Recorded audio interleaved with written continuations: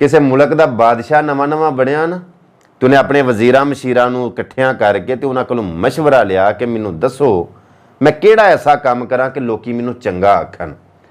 तो मशीरां ने मशवरा दिता, वजीरां ने आख्या भी बादशाह सलामत ये वाम ना किसी भी चंगिया नहीं आती, घट ही लोग ने जिन्होंने लोग चंगा आखन, नहीं तो बादशाहां दे उत्ते सरबराहां दे उत्ते लोग नाराज़ ही होंदे ने। तो मशीरां ने आख्या गल इस तरह में साडी जिहड़ी अवाम है ना, यह दरियाओं पार जाती है वाही करने वास्ते, जिमींदारा करने वास्ते, तो दरिया के उत्ते एक पुल है, वो पुल गुजर के लोग जाते हैं उत्थे।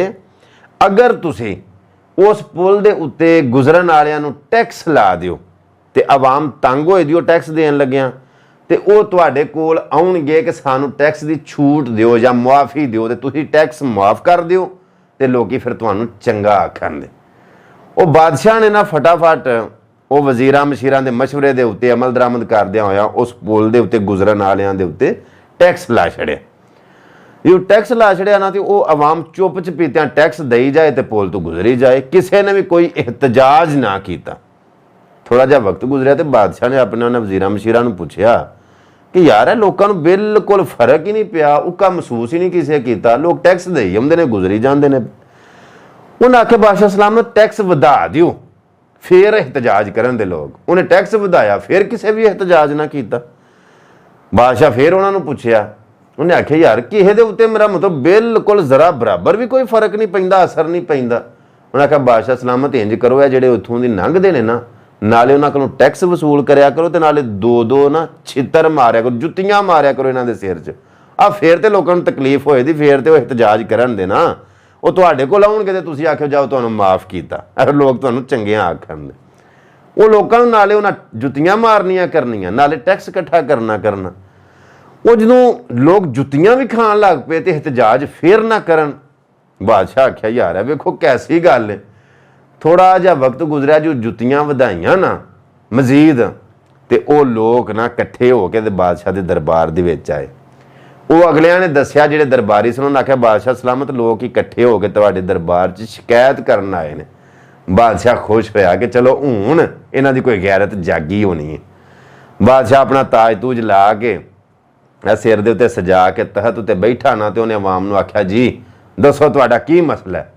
वो लोग सारे इकट्ठे होकर आखन लगे बादशाह सलामत मसला ये वे कि असी जो पुल दे उत्तों गुजरने आ ना, तो असी मतलब पहला तो इंज ही गुजरते सां, फिर साडे ते टैक्स लगा।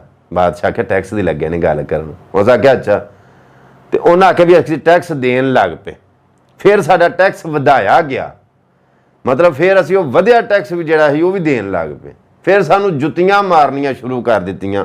आ जिहड़े तुहाडे अगले दरबारी ने जिन्हां दी ड्यूटी लगी, असीं वो भी खांदे रहे। बादशाह आख्या होरे हुण गल करनगे कि मतलब है साडे ते जुल्म बंद करो।